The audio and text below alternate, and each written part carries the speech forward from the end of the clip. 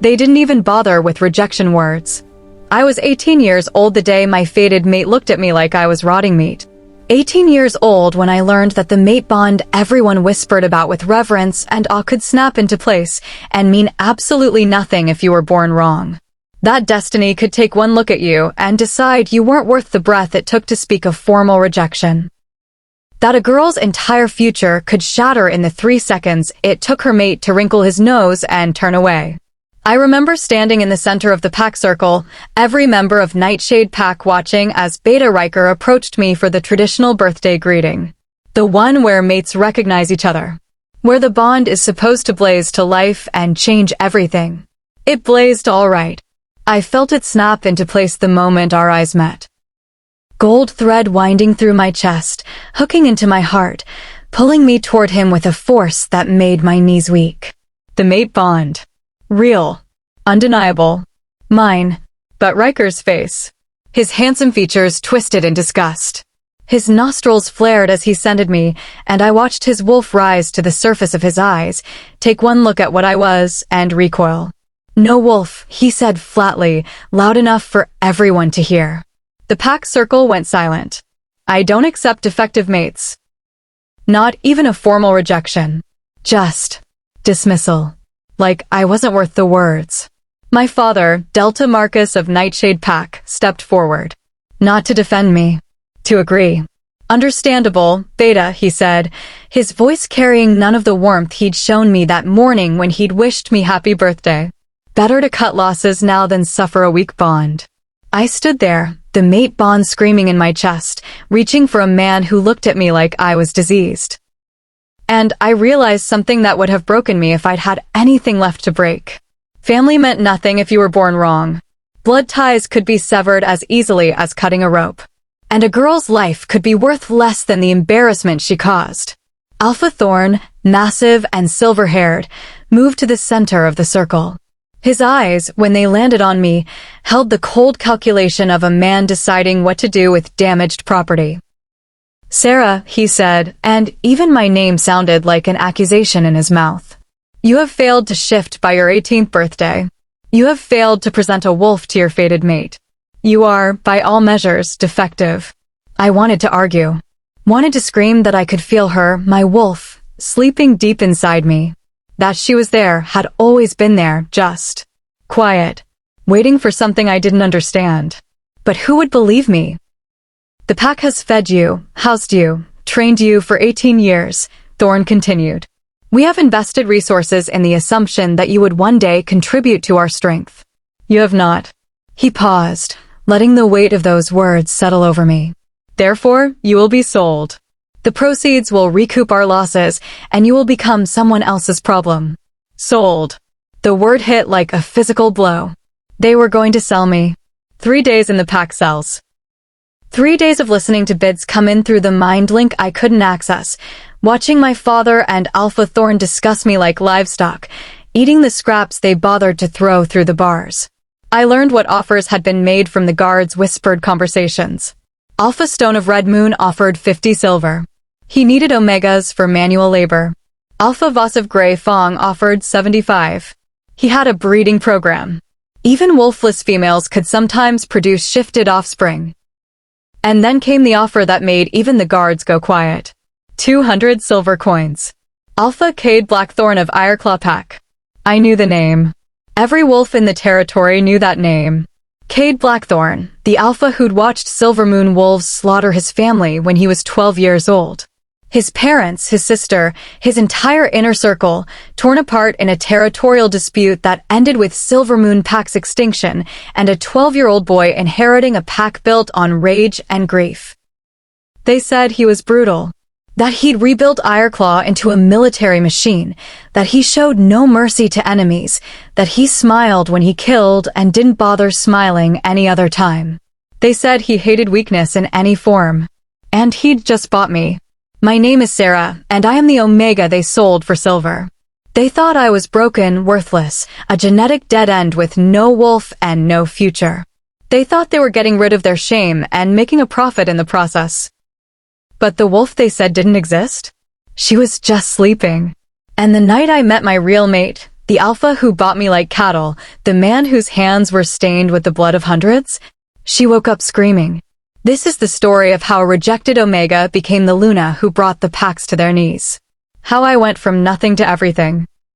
How I discovered that the blood they called defective was the rarest blood in our world, hidden for a reason, waiting for the one wolf strong enough to claim it.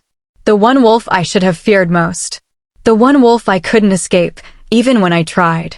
Because you can't run from your true mate when destiny has already decided you belong to him.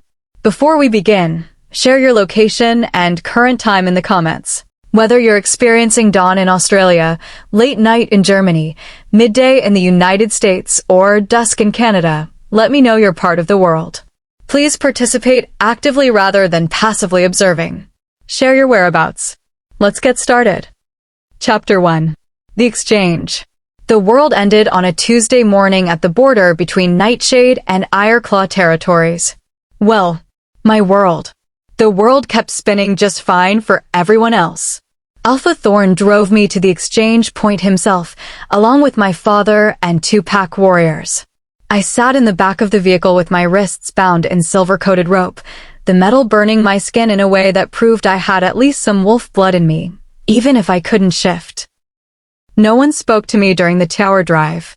My father sat in the front passenger seat, his shoulders rigid, his eyes fixed on the road ahead. Not once did he look back. Not when I shifted to ease the burning in my wrists.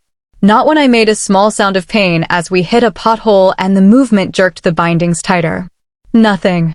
I'd stopped existing to him the moment Alpha Thorn announced the sale. The exchange point was a clearing marked by ancient stone pillars, the traditional neutral ground where packs conducted business. Treaties. Trade agreements. Sales. Thorn pulled the vehicle to a stop and killed the engine. For a moment, no one moved. Then he turned in his seat and looked at me for the first time since we'd left Packlands. You will not speak unless spoken to, he said, his alpha voice rolling over me with undeniable command. You will not resist. You will not embarrass this pack further. Am I clear? Yes, Alpha, I whispered. He nodded once, then climbed out. The warriors hauled me out by my bound wrists, and I stumbled, my bare feet hitting cold ground. They'd taken my shoes. Taken everything except the thin dress I wore and my mother's necklace hidden beneath it, the one piece of her I had left. The small silver pendant rested against my heart, warm despite the morning chill. And that's when I saw him. Alpha Kade Blackthorn stood on the other side of the clearing like a monument to violence. He was massive. Easily 6.5 feet of pure muscle, shoulders so broad they blocked out the rising sun behind him. Scars marked his visible skin, his face, his neck, his forearms, each one a story of survival and brutality. His hair was black as midnight, cut short and practical. No warmth, no softness, nothing but sharp edges and harder truths. But it was his eyes that made my breath catch. Dead. That's the only word for them. Gray like storm clouds, but empty. Like something had died behind them years ago and never bothered coming back. He wore black tactical gear, armed to the teeth with silver blades and firearms. His beta stood beside him, a scarred woman with white blonde hair and eyes that assessed me like I was a target to eliminate. 5 warriors flanked them, all radiating the same cold efficiency. This was a pack built for war, and I was about to become property of its alpha. Thorn walked forward, and I was shoved to follow, stumbling on the uneven ground. We stopped 5 feet from Kade's group. Alpha Blackthorn, Thorn greeted, his voice carefully neutral. Kade didn't respond. He was looking at me. No, not looking. Examining. His dead eyes traveled over me from head to toe, clinical and detached, the way you'd inspect a horse before purchase. Checking for defects. Confirming the merchandise matched the description. I forced myself to meet his gaze, some stubborn part of me refusing to cower even though every instinct screamed to lower my eyes and submit to the dominant predator. Something flickered in those gray depths. Too fast to identify. Then gone. She's smaller than I expected, Kade said, his voice gravel and winter frost. Omega genetics, Thorn replied. But she's healthy. No diseases, no major injuries. Untouched. They were talking about me like I wasn't standing right there. Kade's beta, the blonde woman, circled me slowly. I felt her eyes on my back, my wrists, my bare feet. She's not going to last a week in Ironclaw, the beta said flatly. Look at her. She's already shaking. I wasn't shaking from fear. The silver rope was burning deeper, and I was using every ounce of control not to whimper. But let them think I was afraid. Let them underestimate me. That's my concern, Lyra, Kade said. Not yours. He reached into his jacket and pulled out a leather pouch. The sound of coins clinking made my stomach turn. 200 pieces of silver. The price of one defective Omega. Thorn took the pouch, tested its weight, nodded in satisfaction.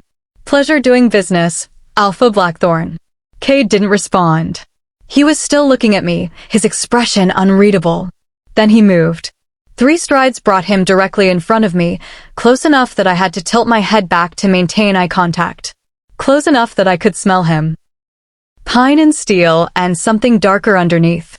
Something that made my wolf, my sleeping, silent wolf, stir for the first time in years. Wake up, I thought desperately. Please wake up and tell me what to do. But she stayed silent. Kade reached out, and I flinched despite myself.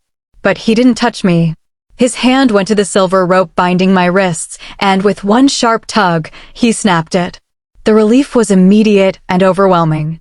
I gasped, cradling my burned wrists against my chest. Silver, Kade said, his voice soft, but somehow more threatening than if he'd yelled. An interesting choice for restraints, Alpha Thorn. Almost like you were afraid she might shift and escape. The implication hung in the air. Thorn's jaw tightened. Precaution. She's unpredictable. She's wolfless, Kade countered. Your words.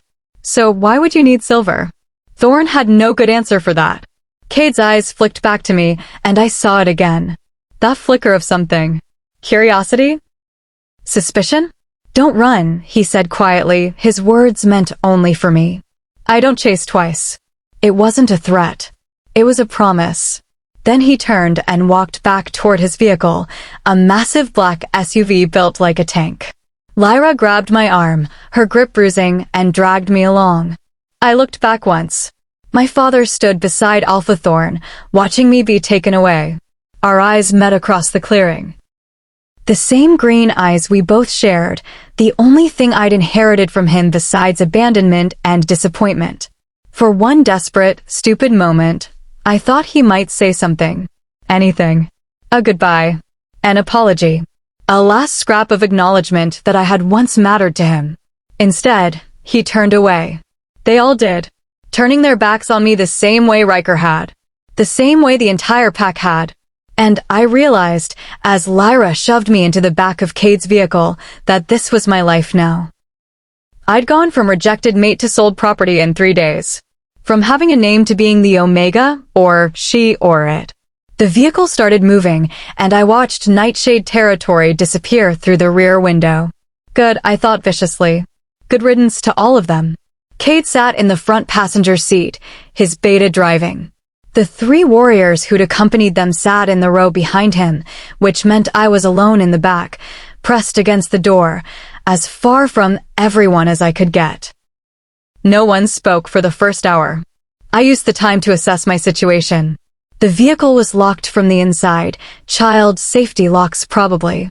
The windows were tinted and reinforced. No escape there. I was barefoot, exhausted, and surrounded by trained killers. Not ideal. The forest blurred past outside, growing denser and darker as we drove deeper into Ironclaw territory. I'd heard stories about this land. How it was all mountains and deep woods, how Kade had chosen the most defensible position in the region and built his pack house like a fortress. A raven flew past the window, keeping pace with the vehicle. Then another. Then a whole flock of them, black wings flashing in the filtered sunlight. That was odd. Ravens didn't usually follow vehicles. And they definitely didn't fly in formation like they were escorting us. One of the warriors noticed. What the hell? Lyra glanced in the rearview mirror, her eyes narrowing. Ravens. So what? They're following us, the warrior said. Following her. All eyes turned to me. I shrank back against the door. I don't know why. Animals don't follow omegas, another warrior muttered. Especially not corvids. They're too smart for that. Kade turned in his seat, looking back at me for the first time since we'd started driving. Our eyes met. And something happened. A pull. Sharp and sudden, right in the center of my chest. Like someone had hooked a rope around my ribs and yanked. I gasped. Kade's expression didn't change, but his hand tightened on the door handle, knuckles going white. Did he feel it too? No. Impossible. The mate bond didn't work like that. You couldn't have two fated mates. Ryker was my mate, even if he'd rejected me. This was something else. Had to be. Kade's eyes dropped to my wrists, to the angry red burns the silver had left. You heal fast, he said. It wasn't a question, but I answered anyway. I guess so. Most wolfless humans take weeks to heal from silver burns. Yours are already fading. I looked down. He was right. The burns that should have been blistering and raw looked days old instead of hours old. I don't know why, I whispered. He studied me for a long moment, those dead gray eyes seeing too much. Then he turned back around. Keep watching her, he told his warriors. Something's not right. The rest of the drive passed in tense silence. We arrived at Ironclaw territory as the sun reached its peak. The pack house rose from the forest like something carved from the mountain itself, all stone and steel and defensive architecture. Guard towers. Reinforced walls. Wolves patrolling the perimeter in both human and shifted form. This wasn't a home. It was a fortress. The vehicle stopped in front of the main entrance and Lyra killed the engine. Out, she ordered. I climbed out on shaking legs, my bare feet hitting gravel. Pack members had gathered to see the new arrival, dozens of wolves in human form watching with expressions ranging from curiosity to contempt. I heard the whispers. That's her? The wolfless one. 200 silver for that? Alpha's lost his mind. Kade emerged from the vehicle, and the whispers stopped immediately. The crowd parted for him, heads lowering in automatic submission. He moved through them without acknowledging anyone, and I was dragged along in his wake by Lyra's iron grip on my arm. The pack house interior matched the exterior. Cold. Functional. Everything designed for efficiency and defense, nothing for comfort or warmth. Lyra hauled me through corridors and down a flight of stairs into what was clearly the Omega Wing. The scent hit me first, fear and resignation and despair. Then I saw them, other Omegas, watching from doorways with hollow eyes. My cell was at the end of the hall. And it was exactly that. A cell. Stone floor, stone walls, a thin blanket on a raised platform that might generously be called a bed. A barred window too small to climb through. A bucket in the corner that I didn't want to think too hard about. Welcome to Ironclaw, Lyra said, her voice dripping with mock cheerfulness. She shoved me inside, and I stumbled, barely catching myself before I hit the floor. She stood in the doorway, filling the frame. Let me explain how this works, defect, she said. You will be assigned tasks daily. Cleaning. Serving. Whatever grunt work needs doing. You will obey all commands from ranked wolves without question. And when the alpha requires you for breeding purposes, you will submit. Am I clear? Breeding purposes. The words made my skin crawl. Am I clear? Lyra repeated, her voice dropping to alpha command even though she wasn't an alpha. Yes, I forced out. Good. You have 6 months to conceive. If you fail, you'll be sold again, probably for less than Alpha Kade paid. So I'd suggest you make yourself useful. She started to leave, then paused. Oh, and defect? Don't get any ideas about running. The forest around us is full of rogues and worse things. And if somehow you make it past them, we'll hunt you down and kill you. The Alpha doesn't tolerate theft of his property. That's all I was now. The door slammed shut, the lock clicking into place with brutal finality. I stood in the center of my cell, alone for the first time since the exchange, and let myself feel everything I'd been holding back. The fear, the grief, the rage. My legs gave out, and I sank to the stone floor, wrapping my arms around myself. This was my life now. This cold stone cell in a pack that saw me as nothing more than a potential womb for the Alpha's offspring, owned by a man with dead eyes and a reputation for brutality. Surrounded by wolves who would kill me without hesitation if I stepped out of line. I should have been terrified. And I was. But I was also angry. Angry at Ryker for rejecting me. Angry at my father for selling me. Angry at Alpha Thorn for treating me like defective merchandise. Angry at this entire fucked up world where a girl's worth was measured by whether or not she could shift.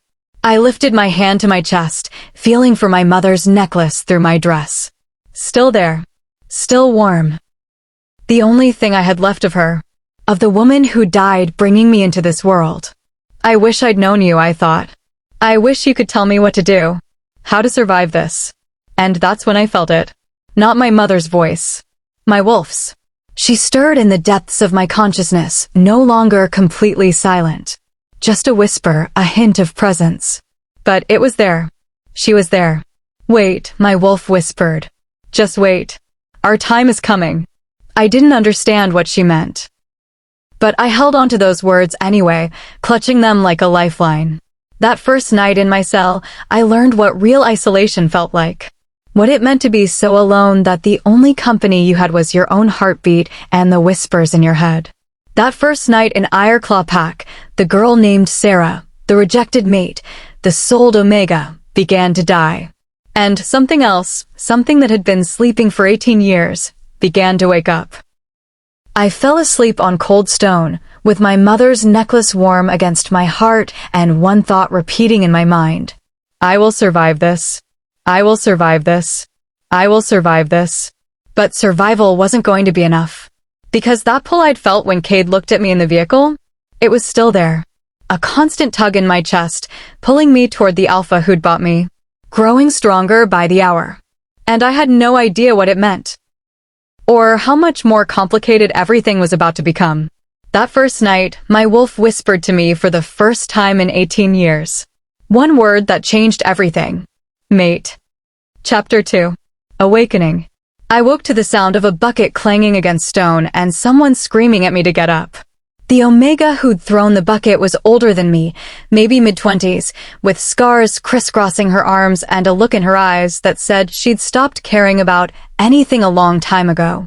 First bell was 10 minutes ago, she snapped. You're already late for kitchen duty. I scrambled up, my body protesting every movement.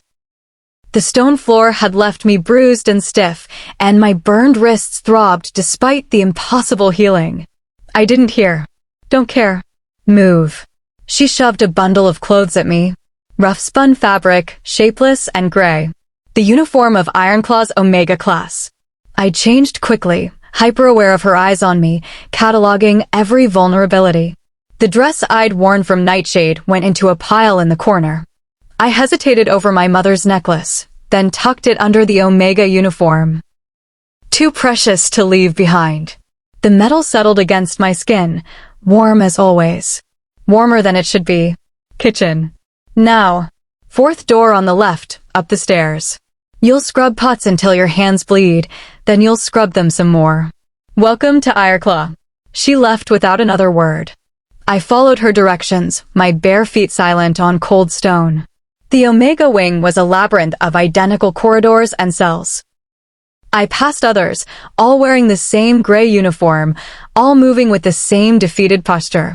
No one made eye contact. The kitchen was massive and already filled with Omegas working in tense silence. The head cook, a heavy-set woman with a permanent scowl, pointed me toward a mountain of pots crusted with dried food. Those. Clean. Don't stop until they shine. The water was freezing. The soap was harsh and made my burned wrists scream. But I scrubbed. Hours passed.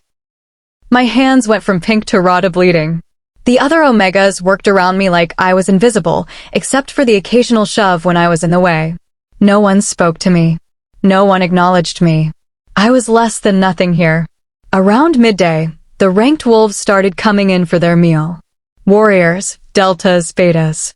They filled the dining hall adjacent to the kitchen, and we Omegas served them, carrying heavy trays, keeping our eyes down, accepting their casual cruelty like it was oxygen.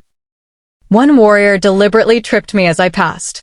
The tray went flying, food scattering across the floor. Clumsy, he laughed. Clean it up, defect.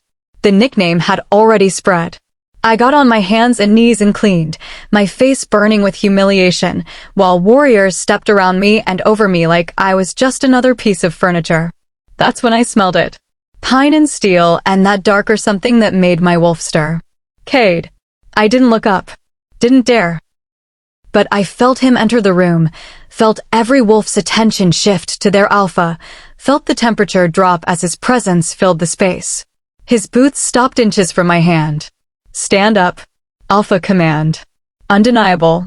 I stood, still not meeting his eyes, my hands full of soiled napkins and scattered food.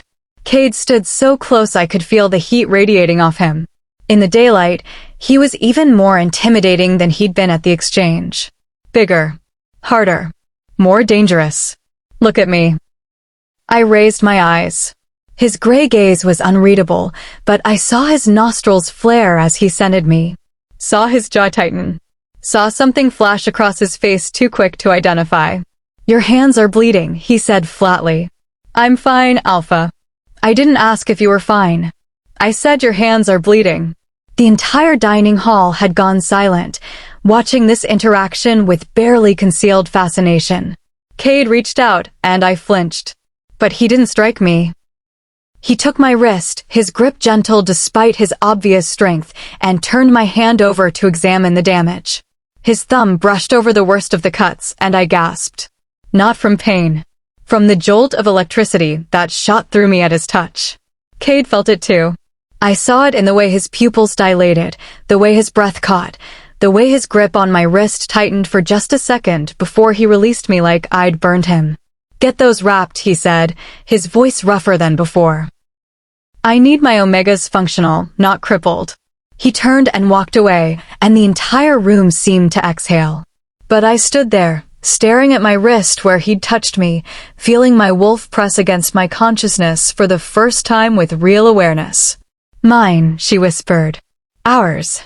No, I thought desperately. He can't be. Ryker is our mate. This is just confusion. Proximity. Something. But my wolf was certain. And the bond one felt pulling me toward Kade was growing stronger by the hour. That night, I learned what when the alpha requires you meant. A guard came to my cell after dinner, unlocking the door with a sneer. Alpha wants you. Don't keep him waiting. My heart hammered as I was escorted through the pack house, upstairs I hadn't seen before, into a wing that reeked of power and dominance. Kade's personal quarters. The guard shoved me through a heavy door and closed it behind me, the lock clicking into place. I stood in what had to be Kade's bedroom, fighting panic. The room was sparse like everything else in Ireclaw. A massive bed, dark furniture, weapons mounted on walls. No personal items, no photographs, nothing that suggested a life beyond violence and duty. Kade stood by the window, his back to me, looking out over his territory. He didn't turn around. Minutes passed. The silence stretched until my nerves were screaming. Finally, he spoke. Come here. I moved on shaking legs, stopping a few feet behind him. Closer. Another step. I could see his reflection in the window glass now. His face was carved from stone, expressionless, but his hands were clenched into fists at his sides. Do you know why you're here? He asked. Yes, Alpha. My voice came out barely a whisper. Tell me. For breeding purposes. The words tasted like ash. Kade finally turned, and the look in his eyes made my breath catch. Not lust. Not cruelty. Confusion. And underneath it, something almost like pain. He moved closer, circling me slowly, and I forced myself to stand still even though every instinct screamed to run. I've done this 100 times, he said, more to himself than to me. Selected an omega, taken what I needed, moved on. It's simple. Mechanical. Necessary for pack continuation. He stopped in front of me. So why can't I touch you? Before I could process that, he reached out and gripped my chin, tilting my head up to force eye contact. The bond flared between us, hot and desperate and undeniable. Kade's eyes flashed gold, his wolf surging to the surface. Your scent, he growled. It's wrong. You smell like. He leaned in, his nose almost touching my neck, breathing me in. Then he shoved me away so hard I stumbled. Get out. I stood frozen, not understanding. Get out. The alpha command hit like a physical blow. I ran for the door, yanking it open, fleeing down the corridor while behind me I heard Kade destroy his room in rage. Furniture splintering. Glass shattering. A roar that shook the walls. I made it back to my cell and collapsed, my whole body shaking. He'd summoned me for breeding and then couldn't do it. The other Omegas whispered about it the next day. How the Alpha had raged for hours. How Beta Lyra had been called in to calm him. How he'd looked at the Omega defect and walked away. He's disgusted by her, one Omega said with vicious satisfaction. Even the Alpha can't stomach touching something so broken. But I knew better. I'd seen his face. Seen the confusion. The struggle. He hadn't pushed me away because he was disgusted. He'd pushed me away because he wanted me too much. And he didn't understand why. 3 days passed in brutal routine. I scrubbed pots. I served meals. I cleaned floors on my hands and knees while warriors stepped over me. I took the abuse and the insults and the casual cruelty, and I survived. My hands healed faster than they should have. The cuts that should have taken weeks to close were gone in days. The burns on my wrists had faded to faint scars. My body was changing in small ways. Getting stronger. Faster. My senses sharpening. And my wolf was getting louder. She talked to me now, not constantly, but enough. Enough to make me understand that something was happening. Some transformation I couldn't explain. On the 4th night, I woke to find a raven perched on my windowsill. It shouldn't have been possible. The window was barred and tiny. But there it was, glossy black feathers catching moonlight, tilting its head to study me with one bright eye. I sat up slowly. The raven made a soft croaking sound. Then another raven appeared. And another. Within minutes, a dozen ravens crowded the window, all watching me with that same unsettling intelligence. What do you want? I whispered. One of them dropped something through the bars. A small cloth bundle that landed on my blanket. I unwrapped it with shaking hands. Inside were berries. Wild raspberries, fresh and ripe. Food. The ravens were bringing me food. I looked up at them, tears stinging my eyes. Thank you, I breathed. They took flight as one, disappearing into the night. I ate the berries slowly, savoring each one. The first real food I'd had in days that wasn't kitchen scraps. And I wondered what it meant that wild creatures were taking care of me when my own kind had thrown me away. The next morning, Kade summoned me again. This time, I went knowing what would happen. He'd try to touch me. He'd fail. He'd rage. The pattern repeating. But when I entered his chambers, something was different. He stood in the center of the room, freshly showered, wearing only black pants, his scarred torso on full display. And he looked tired. Not physically. Emotionally. Like something was eating him from the inside. Sit, he ordered, pointing to a chair. I sat. He paced in front of me, and I watched him war with himself, trying to find words. I don't understand what's happening, he finally said. And I don't like things I don't understand. He stopped pacing and looked at me directly. You're doing something to me. Some Omega trick. Something. I'm not. Don't lie. The command cracked through the air. Every time I'm near you, my wolf loses control. Every time I try to touch you, to do what needs to be done, I can't. He ran a hand through his damp hair, frustration radiating off him in waves. You're wolfless. You're defective. You should be nothing to me. Less than nothing. Just another Omega to use and forget. His eyes met mine, and I saw raw confusion there. So why does my wolf recognize you? The question hung between us. I opened my mouth to answer, to deny, to say anything. But before I could, my wolf surged up with sudden force. Not a shift. Just presence, flooding my consciousness, taking partial control. My eyes flashed. I felt them change, felt power ripple through me. And I spoke with a voice that wasn't entirely mine. Because I'm not nothing, Alpha. I never was. Kade stared, his expression shifting from confusion to shock. Your eyes, he breathed. They just... What are you? My wolf retreated as quickly as she'd appeared, leaving me gasping, terrified of what I'd just revealed. I don't know, I whispered, and it was the truth. I don't know what I am. Kade moved fast, crossing the distance between us in 2 strides, gripping my shoulders. The truth. Now. What are you hiding? Nothing. I swear I don't. His eyes dropped to my chest, to where my mother's necklace had slipped free from my uniform during my wolf surge. The silver crescent moon and star pendant gleamed in the lamplight. Kade's face went white. His hands fell away from my shoulders like I'd burned him. Where did you get that? His voice was barely a whisper. It was my mother's. The only thing I have of. What was your mother's name? I don't know. She died when I was born. My father never. What was her name? The Alpha command was absolute. I don't know. I sobbed. I don't know anything about her. Just that she left me this necklace and died, and my father hated me for it. Kade backed away, his breathing ragged. Get out, he said. Alpha, Get out. Now. I ran. That night, I heard Kade and Lyra arguing through the walls of the pack house, their voices carrying in the quiet. She's wearing a Silvermoon crest, Kade. That necklace is Silvermoon. I know what I saw. Then you know what she is. What she has to be. She doesn't know. She has no idea. Doesn't matter. If she's Silvermoon. She's my mate, Lyra. Silence. Then Lyra's voice deadly quiet. What did you say? My wolf recognized her the moment I saw her. I've been fighting the bond for days, trying to convince myself I was wrong, that it was impossible. But I'm not wrong. She's my fated mate. A Silvermoon.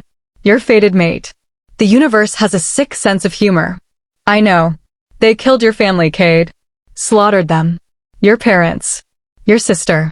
Have you forgotten? I've forgotten nothing. His voice was raw with pain. But she's not them. She doesn't even know what she is. She will. Eventually, her wolf will wake up. And when it does, I'll deal with it when it happens. And if she's a threat? Long pause. Then I'll do what needs to be done. I press my hand against my mouth, stifling a sob. Silvermoon. My mother had been Silvermoon, which meant I was Silvermoon, the bloodline that Kade hated most in the world. And I was his fated mate. The cruel irony wasn't lost on me. My wolf stirred in the darkness of my mind. Soon, she whispered. Very soon now. Soon what? I breathed. The full moon. 3 days. When it rises, I rise. And everyone will see what we are. Terror flooded through me. If I shifted. If they saw silver fur, saw the unmistakable mark of Silvermoon bloodline. Kade would kill me. Or worse. He'd use me. Use my power. Use everything I was to destroy his enemies. Either way, I'd lose. I had 3 days to figure out how to escape Ironclaw Pack. 3 days before the full moon rose and my wolf broke free. 3 days before my fated mate discovered exactly what he'd bought for 200 pieces of silver. I looked at the barred window, at the locked door, at the stone walls of my prison. And I started planning. Chapter 3. Hunter's Moon. I had 3 days. 3 days to find a way out of Ironclaw territory before the full moon rose and my wolf emerged for everyone to see.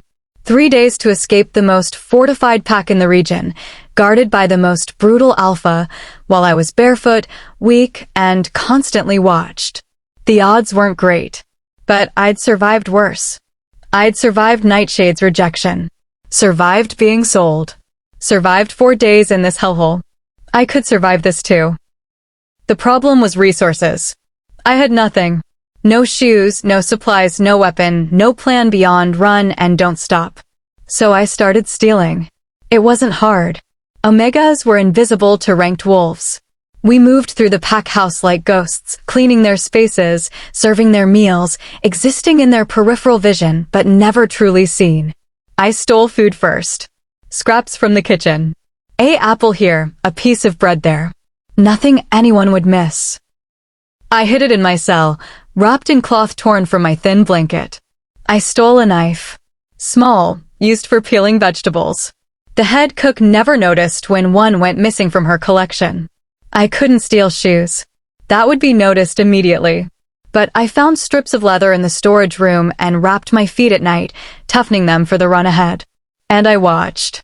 Learned the guard rotations. Memorized which doors were locked and which were just closed. Studied the forest beyond the pack house walls, looking for the thinnest point in the defenses. I had almost nothing. But almost nothing was more than I'd started with.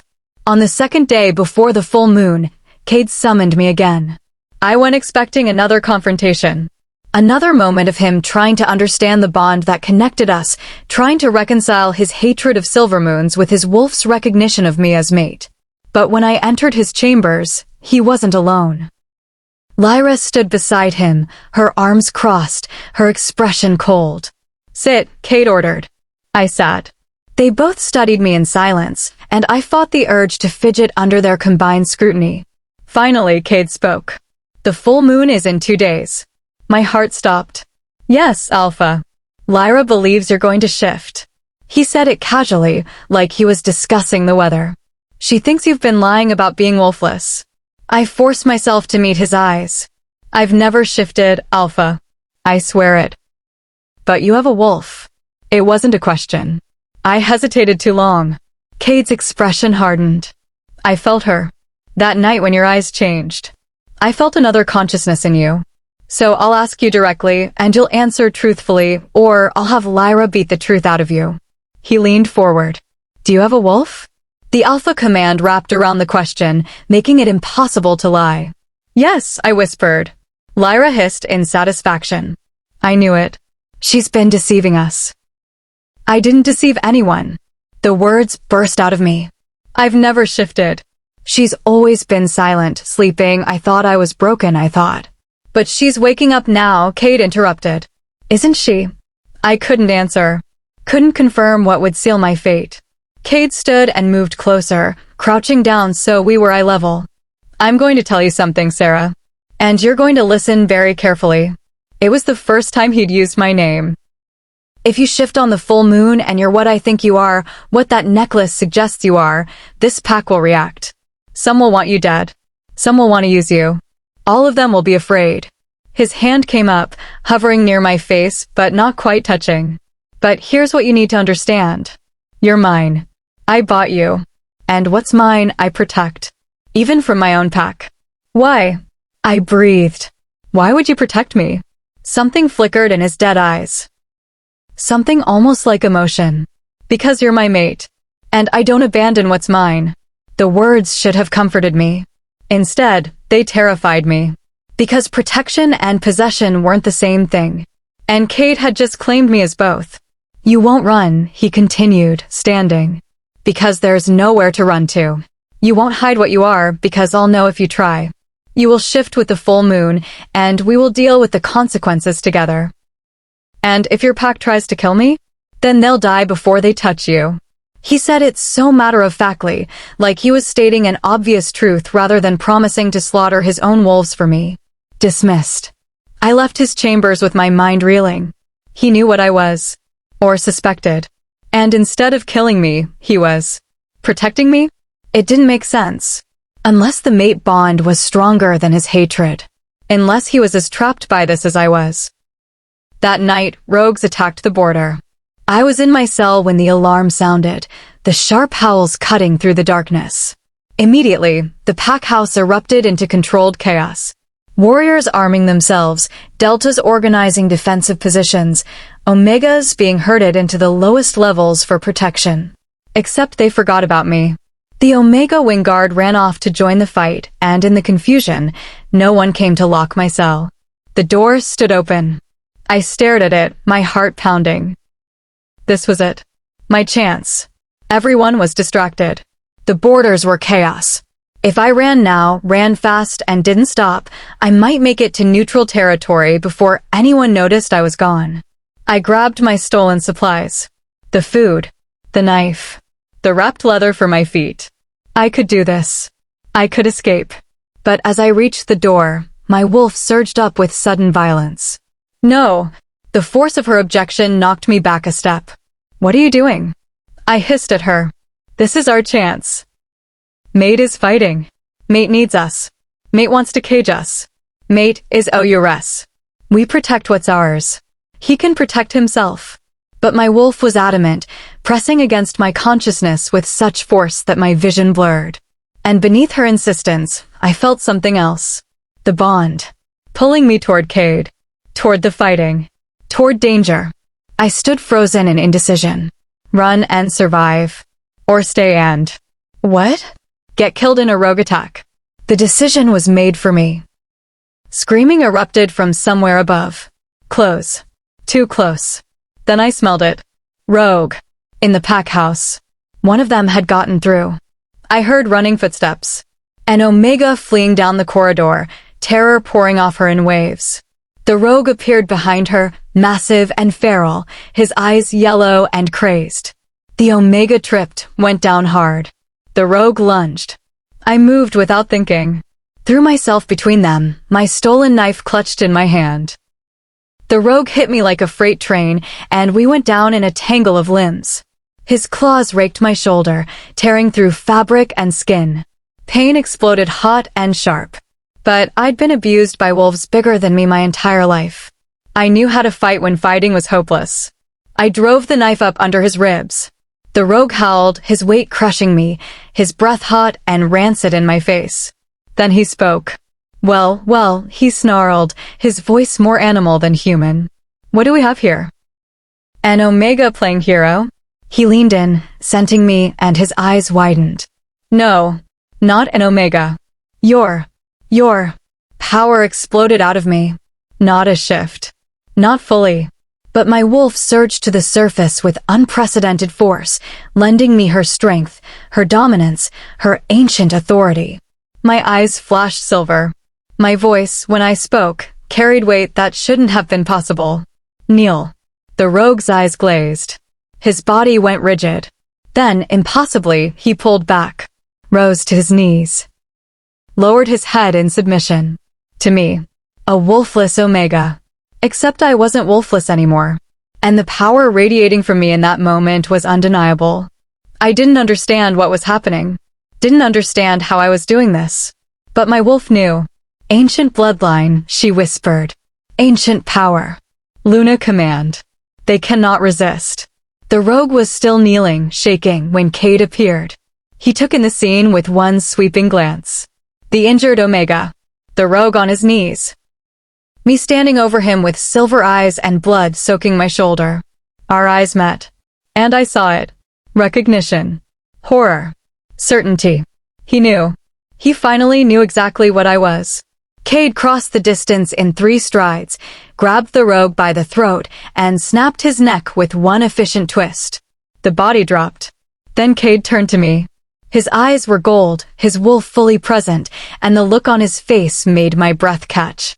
Run, he said quietly. What? Run, Sera. Now. Before I do something we'll both regret. But I couldn't run. My legs wouldn't move. The bond held me frozen, screaming at me not to leave him, not to flee from my mate. Kade took a step toward me, his expression torn between rage and something darker. I said run. The alpha command hit like a physical force. My body obeyed before my mind could catch up. I ran. Through corridors. Past fighting wolves. Out a side door into the night. The forest loomed ahead, dark and infinite. I should have kept running. Should have put as much distance between myself and Ironclaw as possible. But the bond. The bond was pain now. Physical agony that increased with every step away from Kade. I made it to the tree line before I collapsed. Hands clutching my chest where it felt like my heart was being torn out. Gasping for air that wouldn't come. The mate bond was punishing me for leaving him. And I realized with horrible clarity that I couldn't escape. Not anymore. Not ever. Because you cannot run your fated mate when the bond has already claimed you. The full moon rose above the trees, huge and silver and calling to the wolf inside me. My bones began to ache. My skin felt too tight. No, I thought desperately. Not yet. Not here. Not now. But my wolf was done waiting. The first shift pains hit like lightning and I screamed. That's when Kade found me. He stood at the forest edge, silhouetted against the pack house lights, watching me convulse on the ground as my body tried to tear itself apart and rebuild in a new shape. "Please," I gasped. "Please, just let me go." He started walking toward me. Slowly, deliberately, like a predator stalking wounded prey. "Let you go." His voice was soft. "Dangerous. You're my mate. You're Silvermoon. You're the rarest thing in our world, and you want me to just let you go." The shift pains intensified. My back arched. I felt my bones beginning to break. Kade knelt beside me, his hand hovering over my face. "I've killed your kind before," he whispered. "Watched them burn. Felt nothing." His hand finally touched my cheek, and the bond sang between us. "So why can't I kill you?" "Because," I gasped through the agony, "we're prisoners of each other." Understanding flashed across his face. Then my bones shattered completely, and the shift took me. The last thing I saw before my wolf emerged was Kade's expression. Shock, recognition, horror, and beneath it all, terrible, inescapable certainty. When the shift completed, I stood on 4 legs for the first time in my life.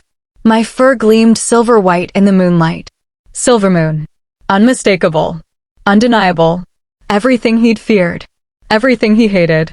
His fated mate. I waited for him to attack. To shift and tear me apart.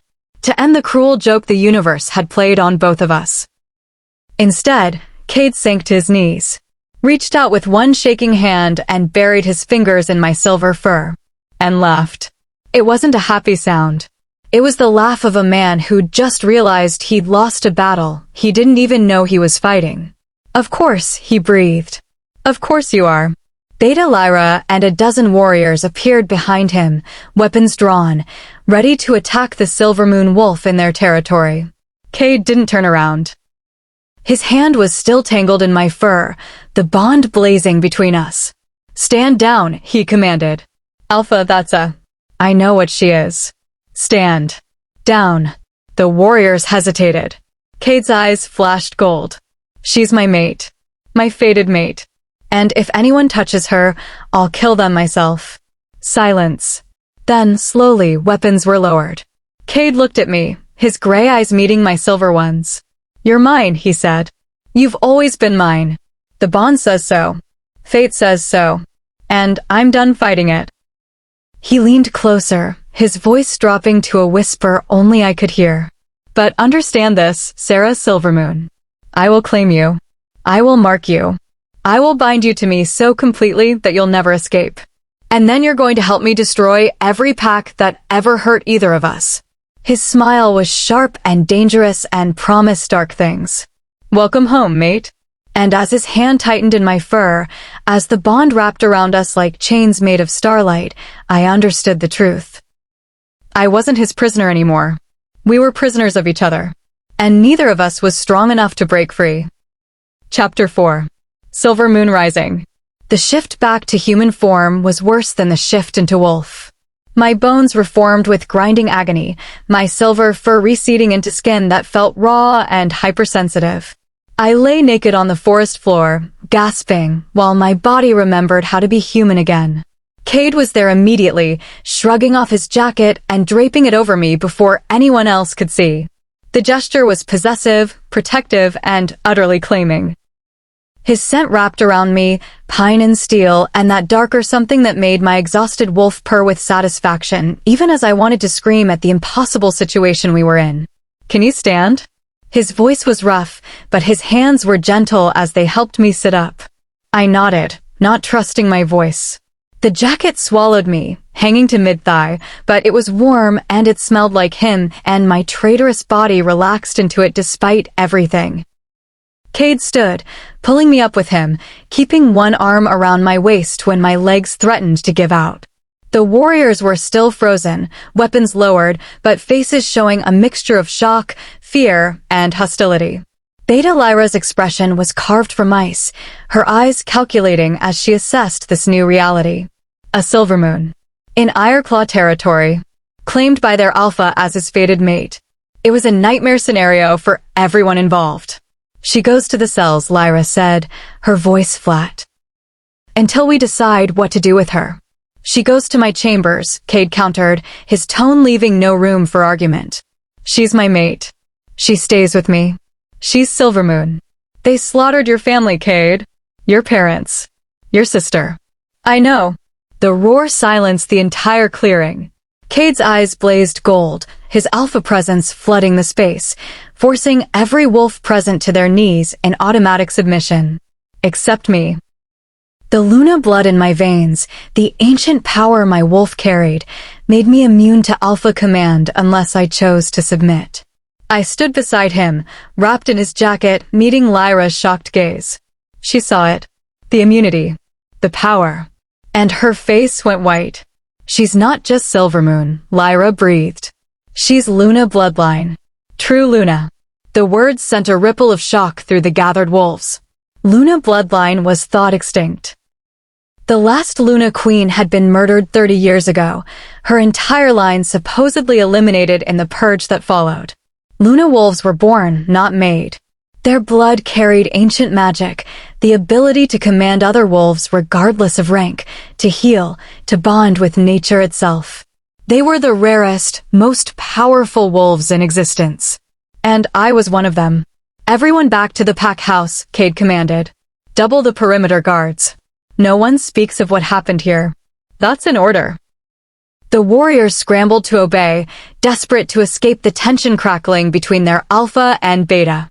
Within moments, only Kade, Lyra, and I remained in the clearing. Lyra's hand rested on her weapon. This is a mistake. Your objection is noted, Kade said coldly. Now leave us. She could be a spy. A plant from another pack. This could all be. Lyra. His voice dropped to that deadly quiet that was somehow more frightening than his roar. I said, leave. Us. The beta held his gaze for a long moment, then turned sharply and stalked toward the pack house. But not before shooting me a look that promised this wasn't over. When she was gone, Kade's attention returned to me. The full force of it was overwhelming. Those gray eyes, no longer dead but burning with intensity, studied every inch of me like he was memorizing details he'd somehow missed before. You're shaking, he observed. I just shifted for the first time, I managed. I'm allowed to shake. How do you feel? The question surprised me. I'd expected accusations, demands for explanations, maybe violence. Not concern. Like I've been torn apart and put back together wrong, I admitted. Everything's too loud. Too bright. Too much. He nodded, understanding crossing his features. First shift is always the hardest. It gets easier. Does it get easier to be claimed by someone who hates what you are? The words came out more bitter than I'd intended. Kade's jaw tightened. I don't hate you. You hate Silvermoons. I am Silvermoon. You're also my mate. He stepped closer, and I forced myself not to retreat. Those are two separate truths I'm going to have to reconcile. And if you can't? His hand came up, cupping my face with a gentleness that contradicted everything I knew about him. Then we'll both suffer, he said quietly. Because I can't kill you and I can't let you go. The bond won't allow either. The honesty was more terrifying than any threat. Come, he said, releasing me. You need food, rest, and answers. In that order. He started toward the pack house, clearly expecting me to follow. I didn't move. Kade stopped, looked back. Sera. What happens now? I asked. You claim me as your mate in front of your pack, and then what? Lock me in your chambers? Use my Luna power for your wars? Keep me as a beautiful weapon. Something flashed across his face. Pain, maybe. Or recognition that I'd hit too close to the truth. I don't know, he admitted. This. You. None of this was in my plans. I wasn't in mine either, I said. I was supposed to be rejected, sold, used as a breeder, and forgotten. Now I'm apparently some rare Luna bloodline that makes me valuable instead of defective. I laughed, the sound bitter and broken. Funny how that works. I'm still the same person. Still the girl nobody wanted. But now I have power, so suddenly I matter. Kade closed the distance between us in 2 strides. You've always mattered, he said, his voice fierce. From the moment I saw you at that exchange, something in me recognized something in you. Before I knew what you were. Before I understood the bond. You mattered. I was property you bought. You were my mate I didn't know how to claim. His hand moved to the back of my neck, his thumb brushing the sensitive spot behind my ear that made me shiver. I've done terrible things, Sera. Killed without mercy. Built this pack on blood and fear and iron discipline. I'm not a good man. His forehead pressed against mine, and the bond flared between us, hot and desperate.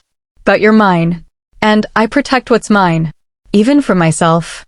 Before I could respond, he kissed me. It wasn't gentle, wasn't sweet. It was claiming and desperation, and weeks of denied mate bond crashing together in one explosive moment. I should have fought him. Should have pushed him away. Instead, I kissed him back. My hands fisted in his shirt, pulling him closer, and he growled low in his throat, the sound vibrating through both of us. The mate bond sang, wrapping around us, binding us tighter together with every second. When he finally pulled back, we were both breathing hard. Inside, he rasped. Now, before I take you right here on the forest floor. The crude words should have offended me. Instead, they sent heat pooling low in my stomach. I let him lead me to the pack house, hyper-aware of his hand at the small of my back, of the way pack members scrambled out of our path, of the whispers that followed us. The silver moon. The Luna. The Alpha's mate. Kade's chambers felt different now. Less like a prison and more like a sanctuary. He guided me to the bathroom, started the shower, then handed me clean clothes. Washing to neat. Then we talk. He left me alone, closing the door between us. I stood under scalding water for a long time, washing away blood and dirt and the lingering ache of my first shift. My body was different now. Stronger. My senses sharper. I could hear conversations happening floors below, could smell each individual pack member in the building, could feel the pull of the full moon even through stone walls. My wolf was awake. Fully, completely awake. And she was furious at 18 years of forced silence. When I emerged, dressed in clothes that were far too big Kade's, my wolf purred, food waited on the table. Real food. Meat and bread and fruit, more than I'd seen in weeks. I ate like I was starving, because I was. Kade watched from across the room, his expression unreadable. Better, he asked when I'd finished. I nodded. Good. Now talk. Tell me everything. How you ended up in Nightshade. Why your wolf was dormant. What you know about your mother. So I told him. About growing up knowing I was wrong, broken, defective. About my father's cold disappointment and the pack's casual cruelty. About Ryker's rejection and Alpha Thorn's decision to sell me to recoup losses. About the necklace being the only thing my father had ever given me from my mother and his refusal to speak her name. About my wolf being silent until I came to Ireclaw and how she'd been waking slowly, warning me about the full moon. Kade listened without interrupting, his face growing darker with each revelation. Your father sold you, he said when I finished, his voice deadly quiet. Knowing what you were. Knowing you carried Luna blood. He didn't know. I didn't know. The necklace was just jewelry. That necklace is a silver moon royal crest, Kade said. Only Luna queens and their direct descendants wear it. Your mother was either Luna herself or closely related to the line. He stood, paced, his agitation clear. When the Luna Queen was murdered 30 years ago, her entire family was supposedly eliminated. Every child, every cousin, anyone with a drop of Luna blood. The purge was thorough. His hands clenched into fists. Silver Moon Pack led that purge. They wanted to ensure no one could challenge their claim to power. They killed hundreds of wolves, Luna and otherwise. But my mother survived, I said slowly. She hid. And she had me. And 18 years later, her daughter ends up as my mate. Kade's laugh was humorless. The universe has a cruel sense of irony. Why? I asked. Why does it matter that I'm Luna? The queen is dead. That bloodline is gone. I'm just a remnant. Kade turned to look at me, and the intensity in his gaze made my breath catch. You're not just a remnant, Sera. Luna wolves can do things other wolves can't. You commanded that rogue tonight. Made him kneel with nothing but your will. I don't know how. You will learn. And when you do, when you fully understand the power you carry, you'll be the most dangerous wolf in the territory. He crossed back to me, kneeling so we were eye level. Other packs will want you. Some to kill you, eliminate the threat. Some to use you, bind you to their alpha and claim your power. And some will want to make you their queen. Fear crystallized in my chest. I don't want to be anyone's queen. Too late, Kade said. You already are. The moment you shifted, the moment that silver fur appeared, you became a target. His hand cupped my face. But you're my mate, which means you're under my protection. And I will burn this entire territory to the ground before I let anyone take you from me. The possessiveness should have terrified me. Instead, it made me feel safe. For the first time since Nightshade rejected me, I felt like someone actually wanted me alive. What happens now? I whispered. Kade's thumb brushed across my lower lip, his eyes tracking the movement. Now I claim you properly. Mark you.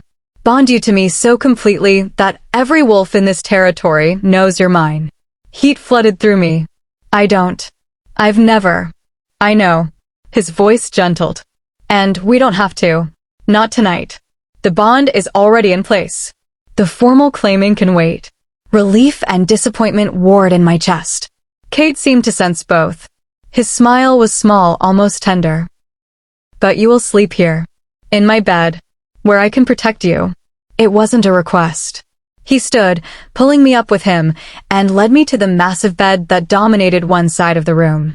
Sleep, Sera. You're safe here. I wanted to argue. Wanted to demand answers to 1,000 more questions. But exhaustion hit like a physical blow, and I collapsed into the bed, which smelled like him and felt like heaven compared to my stone cell. Kade pulled the covers over me, then moved to a chair by the window. You're not sleeping? I mumbled. Someone has to keep watch. Watch for what? For anyone stupid enough to try to hurt you while you're under my protection. The threat was clear. I should have been afraid. Instead, I felt cherished. As I drifted off, I heard him speak quietly, almost to himself. They took everything from me.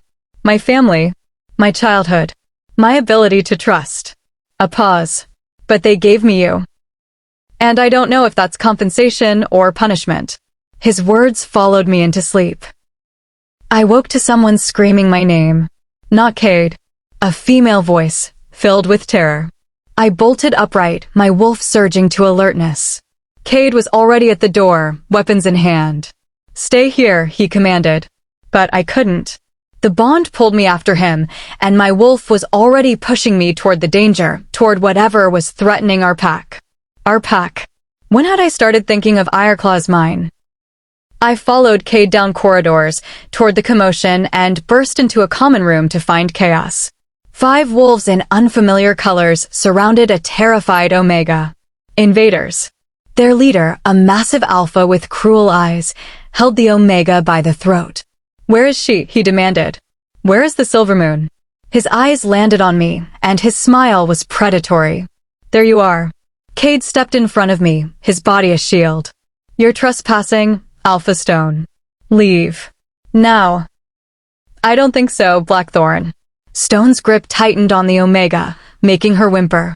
I came for the Luna. Hand her over, and I'll leave peacefully. She's my mate. She's a weapon. And weapons belong to whoever can hold them. Kade's growl filled the room. You'll die before you touch her. Maybe. Stone shrugged. But how many of your pack will I kill first? How many Omegas? How many innocents? He demonstrated by squeezing harder, cutting off the Omega's air. Your choice, Blackthorn. The Silver Moon, or I start executing your wolves one by one. I felt Kade's rage through the bond, felt him calculating odds, trying to find a way to save both me and his pack. There wasn't one. Stone had too many warriors. They'd gotten past Ironclaw's defenses, probably during the earlier rogue attack. This had been planned. Someone had told them about me.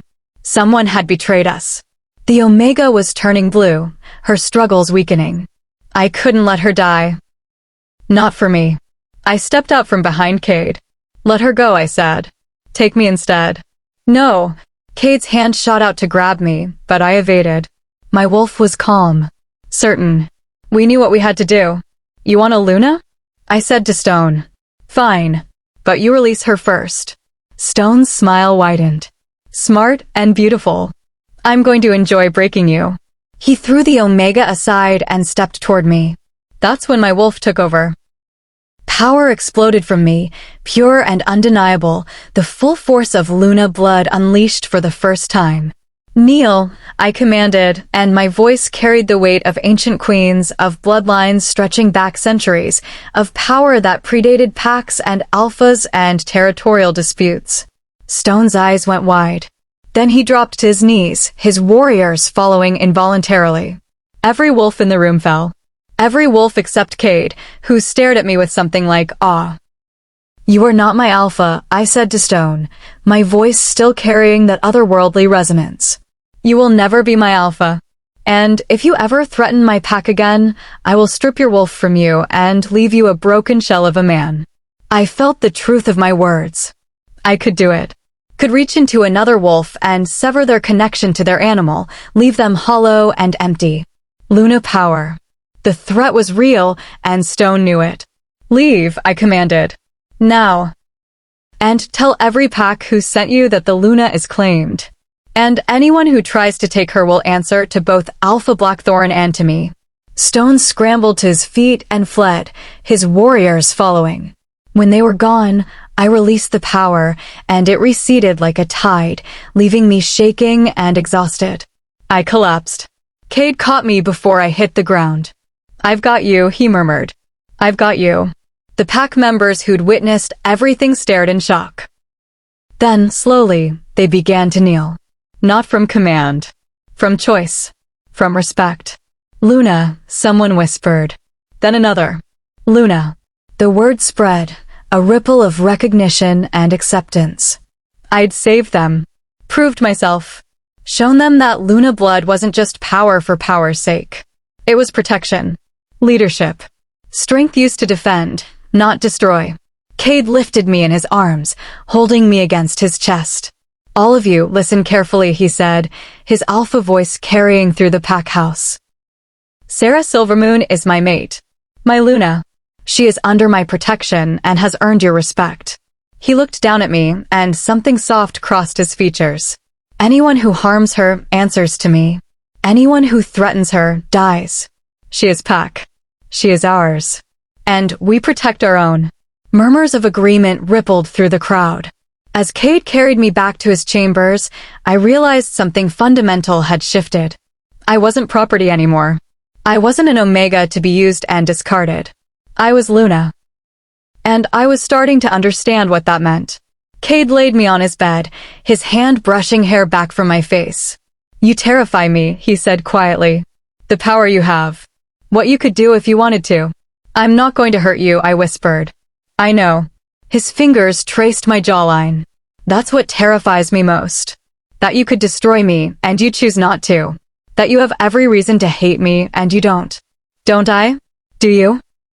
I looked at this complicated, damaged man who'd bought me, claimed me, protected me. Who'd admitted he didn't know if I was compensation or punishment. Who looked at me like I was both his salvation and his doom. No, I admitted. I don't hate you.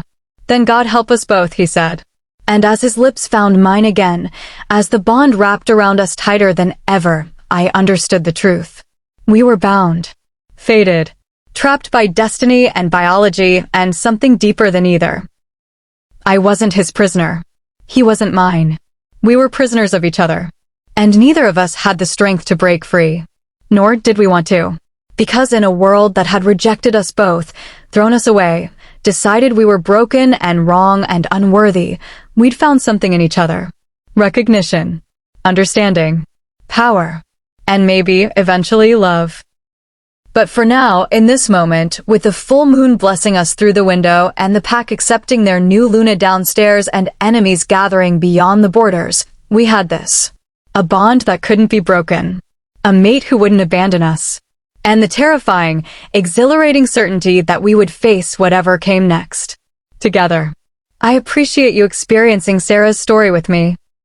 If it resonated with you emotionally, please show your support by liking, subscribing, and passing it along to others who might benefit from the message that our deepest struggles can transform into our most powerful assets.